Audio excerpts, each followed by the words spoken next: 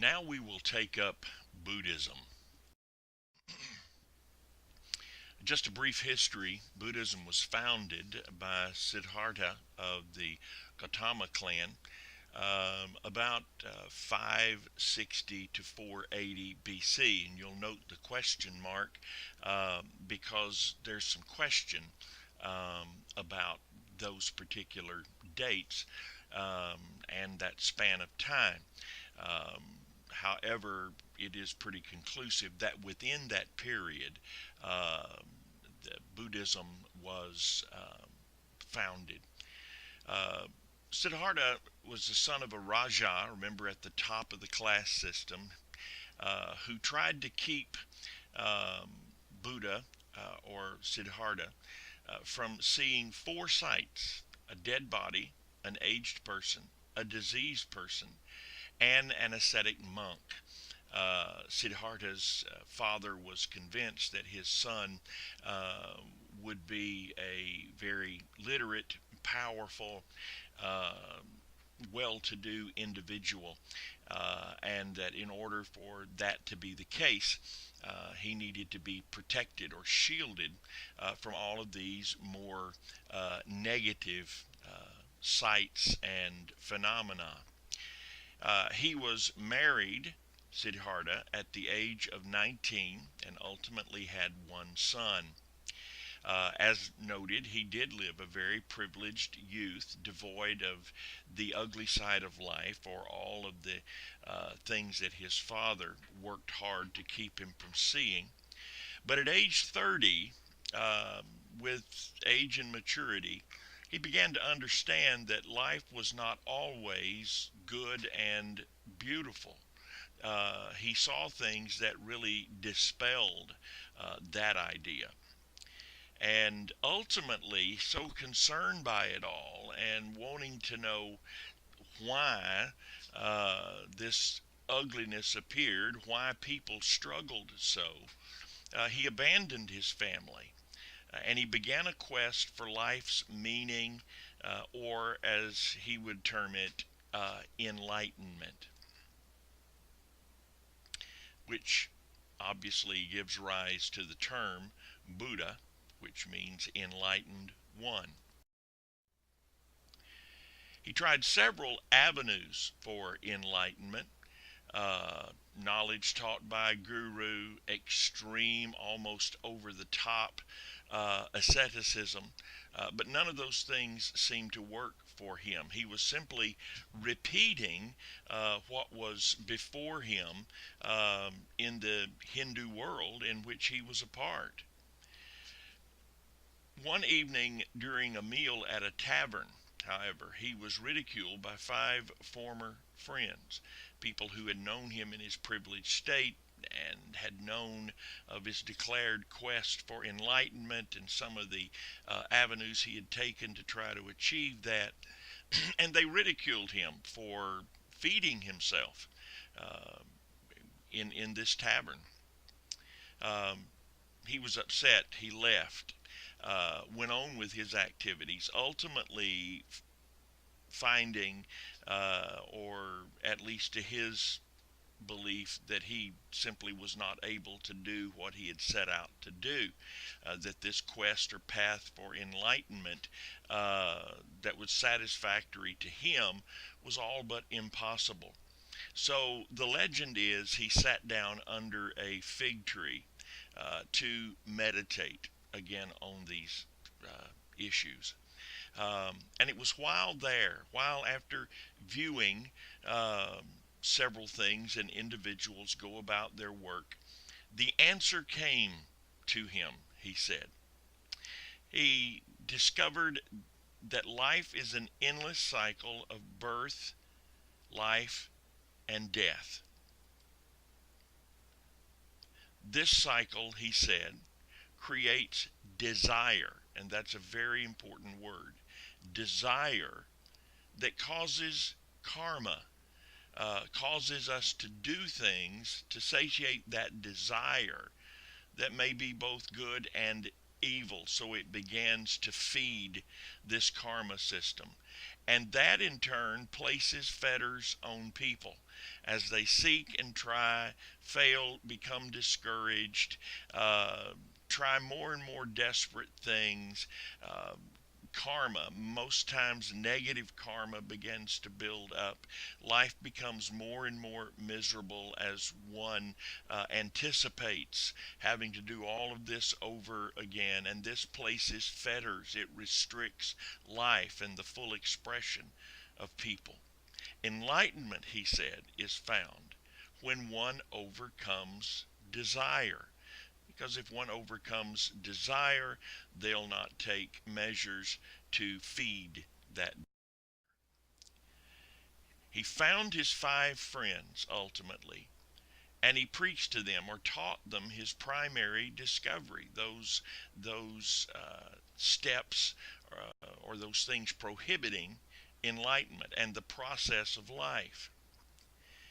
Basically, he posited this conclusion: neither the extreme of indulgence nor the extreme of asceticism will bring enlightenment.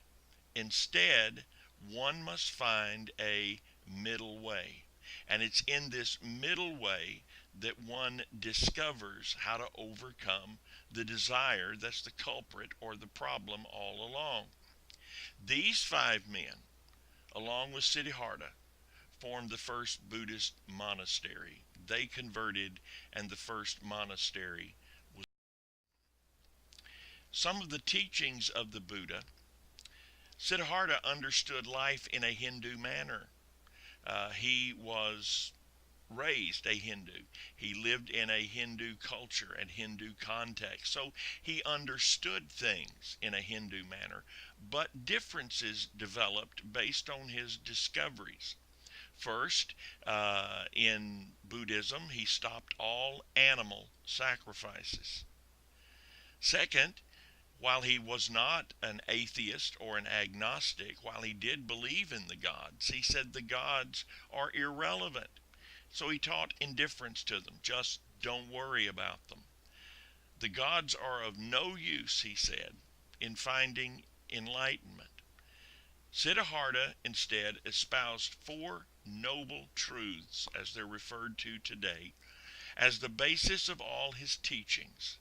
They're called 4 noble truths, he said, because they ennoble the one who understands them. That makes them noble. And they correspond to reality. That makes them truths. The 4 noble truths are: first, the noble truth of pain.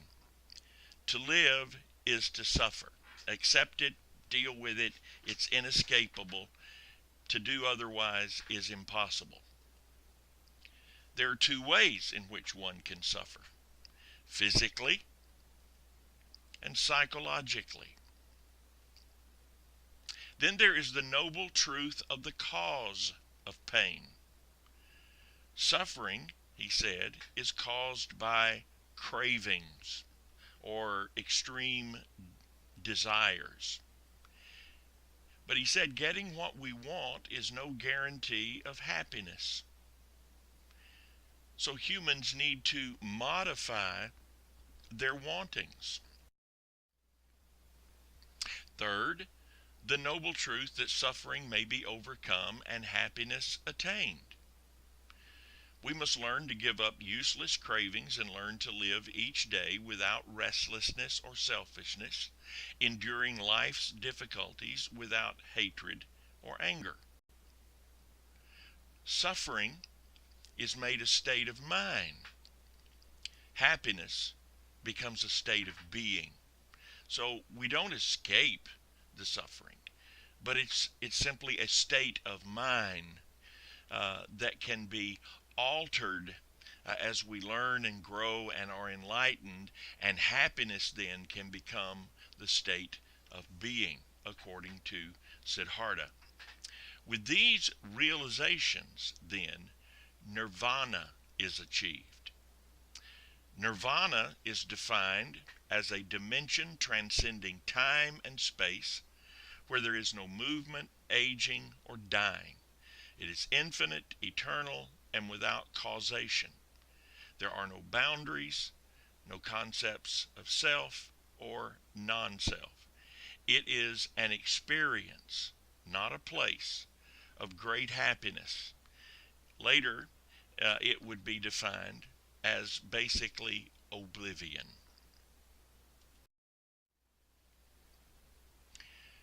And then the fourth, the noble truth of the way that leads to cessation, ceasing all of this wanting and desire.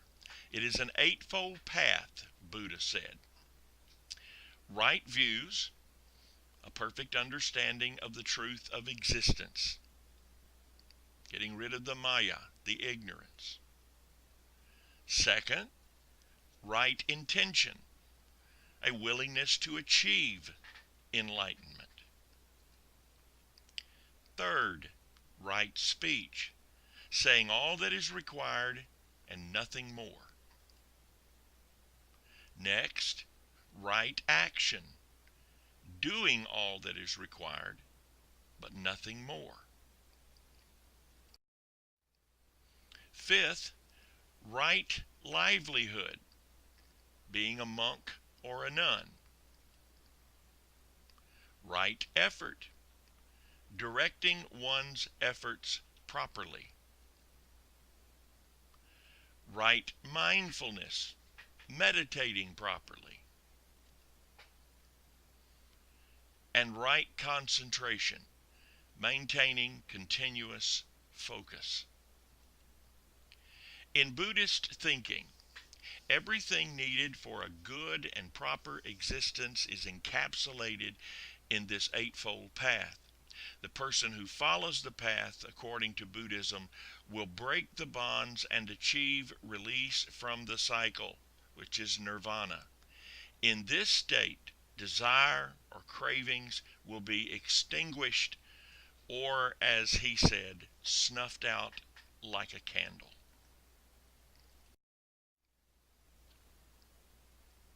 The holy book within Buddhism and the code of morality.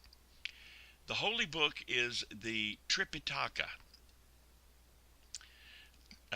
Tai or tree equals 3. Pitaka equals baskets.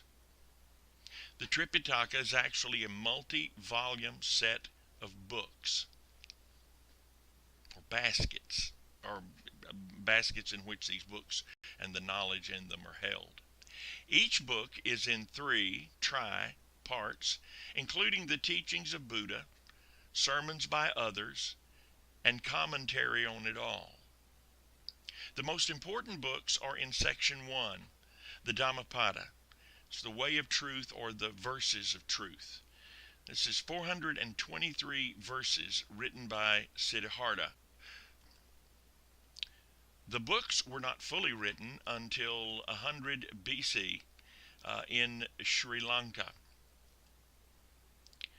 Buddhists do not hold these volumes as divine or infallible.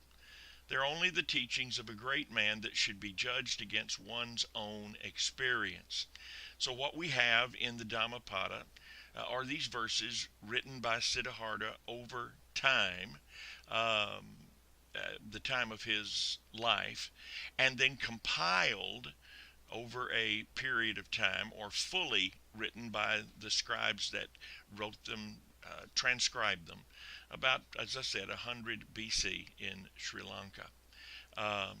Again, keep in mind, they're only the teachings of a great man that should be judged against one's own experience. Buddha never set himself up as a god.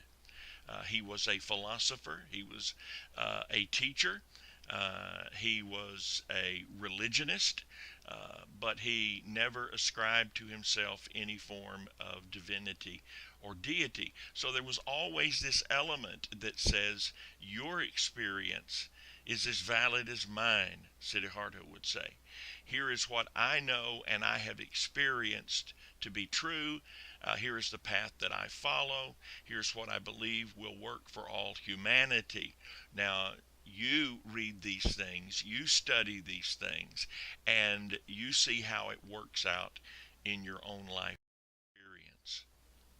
The Buddhist concept of right and wrong, or this code of morality, um, all speech and or actions are rooted in greed, hatred, or delusion, and lead away from nirvana, and therefore are bad. Now remember, he said right speech, so there is right speech, and he said right actions, so there is right action.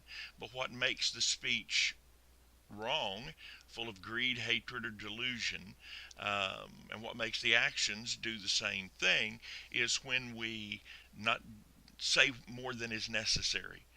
When we move beyond the simple truth and we speak a volume of things that are just beyond ourselves, pure commentary, and generally these turn into outbursts and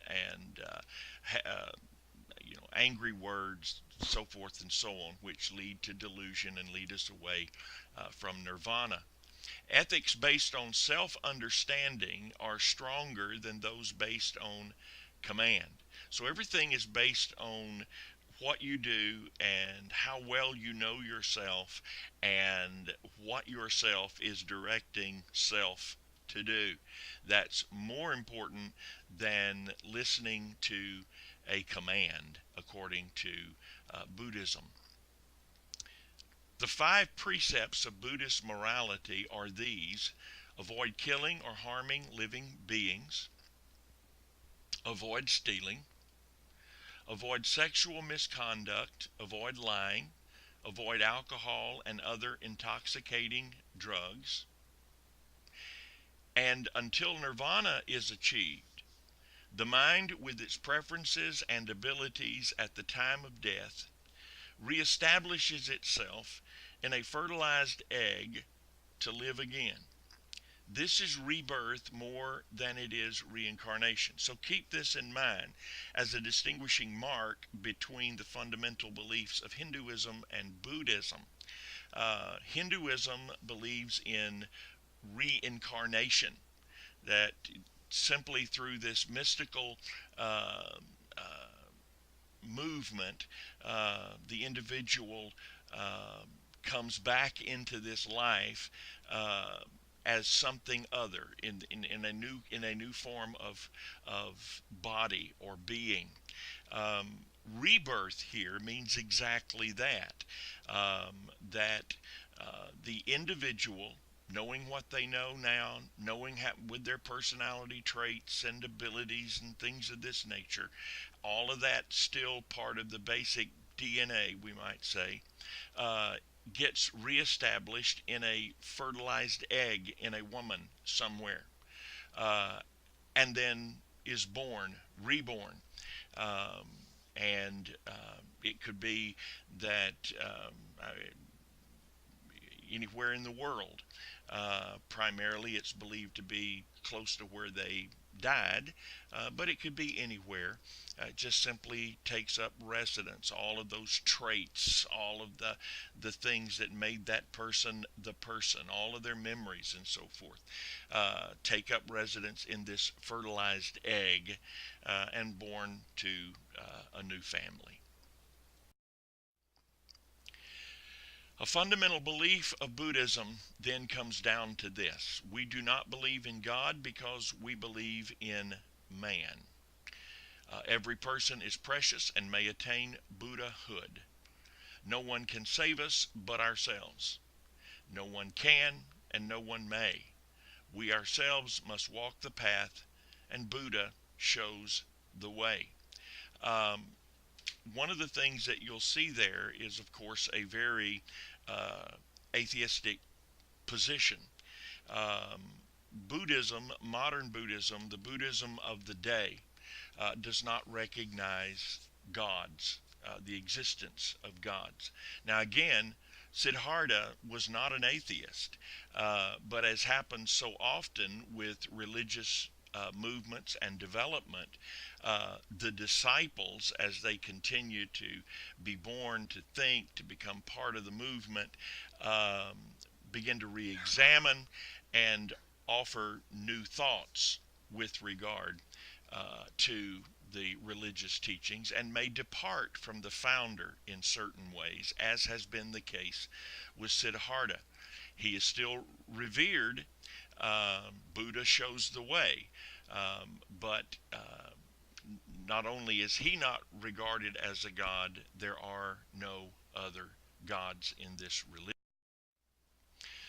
The development of Buddhism. Within a year of Siddhartha's death, a council was called to determine the meanings of his teaching. What did all of this mean? In other words, unity and agreement were not found, as, again, the disciples outdo the teacher. Unity and agreement were not found, and 4 factions developed. In 390 BC, the factions combined into 2 groups. Hinayana, which is meaning the exclusive way, and Mahayana, often called Theravadan, which means the expansive way. In general, as differences between the two, Hinayana, Mahayana, Hinayana is a smaller segment, more conservative and orthodox, more tightly committed to the earliest teachings of Siddhartha.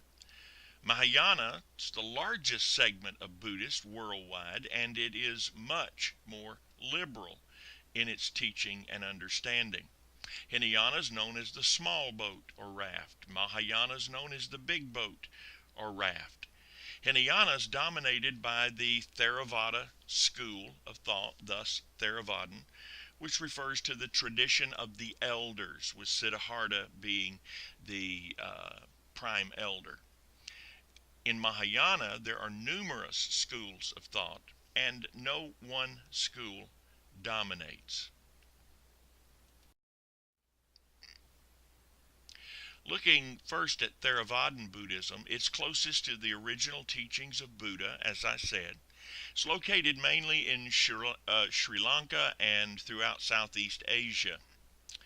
Individuals, according to Theravadan Buddhism, must achieve enlightenment alone, without help from the gods. The monk is the ideal figure. The monk becomes part of the Sangha, or the order of monks. He will shave his head, wear a yellow robe, and beg for rice, which is not seen as a bad thing to do. And he will seek release through meditation. If one will not join the Sangha, according to Theravada or Mahayanan Buddhism, that person must be content to be a layperson, supporting monks and hoping for betterment through rebirth. The point is, you cannot achieve nirvana until ultimately, according to Theravadan, until ultimately you become a monk. Only monks can obtain nirvana, as I said. Relics of the life of Buddha are very, very important. Some teach that Siddhartha was a divine omniscient who lived many lives prior to becoming the Buddha, that the system he advocated had existed prior to him. He only discovered it, and he had been part of it without realizing it. Another Buddha, they say, is now awaiting rebirth and will share further enlightenment with the world. I'll get back to it. No sleeping in high or wide beds. Sorry about that. And one is not to put trust in gold or silver. And notice the absoluteness of these. No, no, no. Earlier, when we talked about the ethical teachings of Buddha, it was avoid, avoid, avoid. He accepted the frailties of human beings, much more so than modern Theravadins do, even though they consider themselves closest to the teachings of Buddha. Mahayanan Buddhism is very different from the teachings of Siddhartha. They believe that Buddha taught other things in private that Theravadins do not know and are not willing to learn, not willing to look up, not willing to accept. Theravadin monks, they believe, are selfish because they only seek their own salvation and not to help others. Siddhartha was more than a man. He was a compassionate, divine being. So, while they are very different in ways from the teachings of Buddha, they have what appears to be an even higher view of Siddhartha. Siddhartha was not the only Buddha, however. There were many other divine beings born into the world. Worship developed around these divine beings. These divine beings are of two kinds: the Buddhas and the Bodhisattvas, who are powerful beings who provide help for humans with the problems that they're having in life. These divine beings postpone nirvana by refusing to enter it, the Bodhisattvas. They sit in heaven sharing their merit with humans and answering prayers, or sharing their strength, their virtues with humans and answering prayers. As Mahayana spread to new nations, it incorporated the deities found by claiming these gods were incarnations of Buddha. There are a number of sects within the Mahayanan segment of Buddhism. The Pure Land sect, they believe in heaven rather than nirvana. They believe in many gods, among them Amitabha. They have priests, and their priests may marry, have families, and eat meat. Little is required of followers except to show Amitabha, or Japanese Amida, their gratitude. And there's the Tendai, the rationalist sect. Meditation on Buddhist scriptures is a basic need, but only through reasoned studies. These are more the rational, scholarly academians of Buddhism. Their teachings include, first, that the Lotus Sutra is inspired scripture; two, that there is unity in reality; and third, that universal salvation is possible. The intuitive sect, they believe that salvation comes through a flash of insight like Buddha had while he sat and meditated under the fig tree. Their origin is traced to Bodhidharma in the 5th century A.D. In Japan, the sect took the name Zen, or Zen Buddhism. Disciples distrust reason, they're not ascetic, and they trust that enlightenment will come through an accident or meditation, or through critical circumstances or meditation. To aid the process, Zen masters give students riddles to solve, may shout at them, slap them quite often by sneaking up on them, or even cut off a student's finger. Aren't you glad you go to NGU? Aren't you glad this is online? And well, anyway, the magical sect, mainly in Japan or China. There's fusion with Shinto beliefs, very common. The socio-political sect began about 13th century in Japan. Its founder is Nichiren. He believed the Lotus Sutra is only scripture that's required. That social justice is the primary message of correct Buddhism. Chanting is a major part of their worship, and they make 4 vows. Beings are infinite, I vow to save them all. And this is a political, social salvation. Passions are infinite. I vow to end them all. Many teachings that can solve. I vow to learn them all. Buddhahood is the supreme achievement. I vow to attain it. Then the Lamist, or the Tibetan sect. It's a variation of Buddhism that developed in Tibet. The Dalai Lama is the central personage, and he is essentially the ruler of Tibet. It's believed that when a Dalai dies, he will reincarnate in the body of a young boy. Priests will search for this boy, looking for one who yields traits of the deceased Dalai.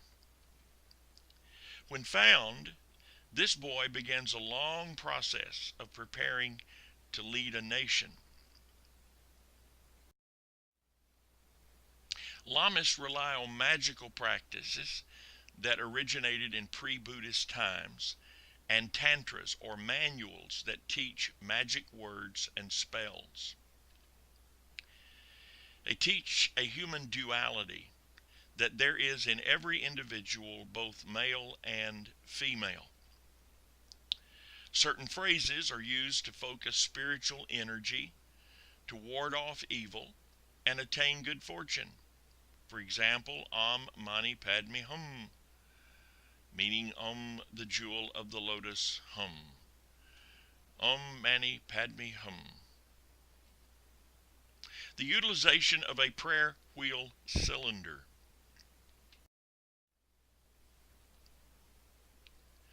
The clergy, or the lamas, are divided into two orders: the Yellow Hat School and the Red Hat School.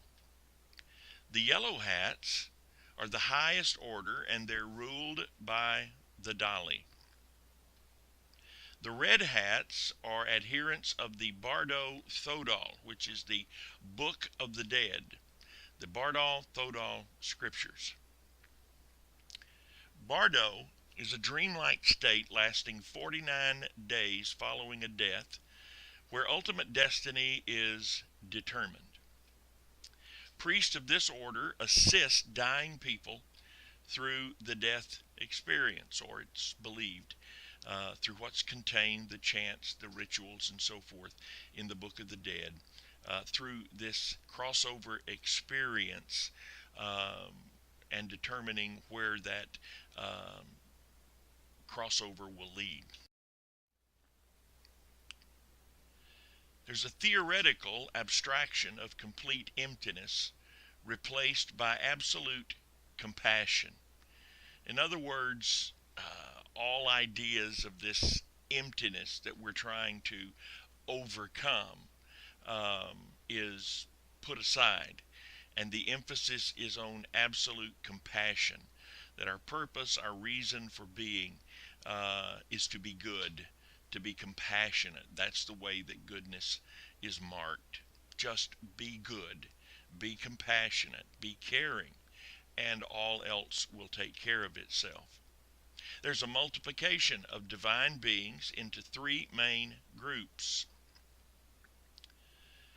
The Manushi, or Manushi Buddhas, like Gautama, they have achieved enlightenment on earth, but are of lesser importance because they cannot minister on the earth. So they're enlightened, but they can't transcend. The Dhyani Buddhas attain enlightenment in heaven and are yet able to minister to those on the earth. So these are the more practical and the most prized of the Buddhas. The Bodhisattvas are Buddhas in the making. They're heavenly beings who forego the final step of nirvana until all beings achieve nirvana. So they're almost Buddhas, but they sacrifice themselves for the purpose of helping others. Innovations, and I put a question mark there, of the Mahayanan school. the Lotus Sutra and other scriptures that gave rise to the broader teachings that all humans may achieve Buddhahood, the development of many schools of Buddhist thought and practice,